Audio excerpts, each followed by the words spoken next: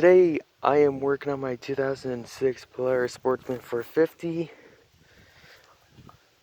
I have my battery on the charger, saying it's 100%, as you guys can see on the needle. But I did check the oil, it's saying it's fine, but when I turn the key, nothing. On here it doesn't say check engine or the battery, so I'm thinking it could be the solenoid that probably needs to be replaced and probably the battery, but I haven't worked on ATVs like my cousin has. Can you guys actually help me? Thank you.